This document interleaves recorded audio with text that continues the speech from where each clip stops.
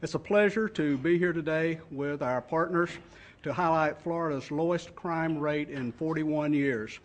With me is State Attorney Willie Meggs, representing the Florida Prosecuting Attorneys Association, Emery Gainey, representing Attorney General Pam Bondi, Leon County Sheriff Larry Campbell, representing the Florida Sheriff's Association, Tallahassee Police Department Chief Dennis Jones, the incoming president of the Florida Police Chiefs Association, and Lisa Wiseman, Director of Communications and Governmental Affairs for the Florida Coalition Against Domestic Violence. The 2011 Uniform Crime Reports contains crimes reported to FDLE from January 1 through December 31, 2011. Data was submitted by 411 of our 414 law enforcement agencies, but representing 99.9% of our citizens. The crime rate is the number of index crimes per 100,000 of our population and includes murder, forcible sex offenses, robbery, aggravated assault, burglary, larceny, and motor vehicle theft.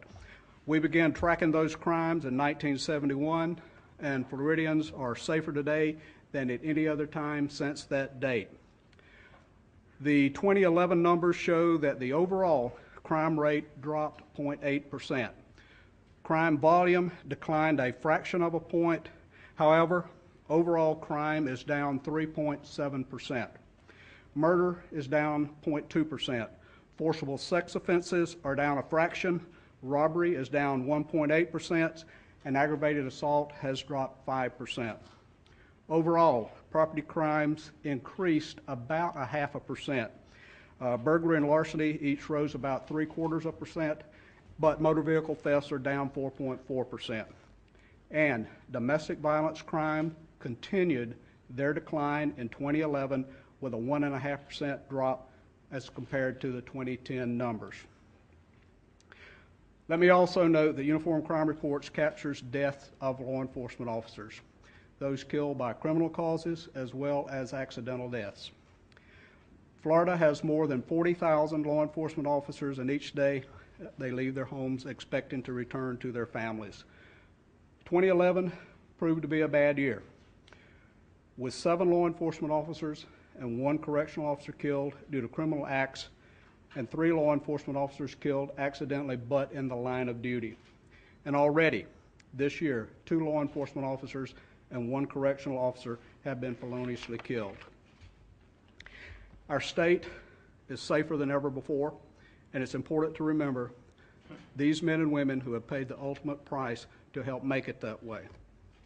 Now, I've been getting questions about Florida's justifiable homicide numbers.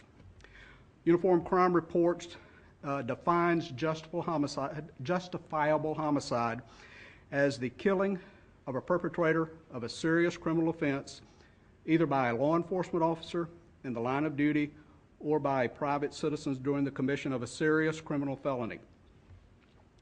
Overall, justifiable homicides increased from 96 in 2010 to 118 in 2011, but let me break that down.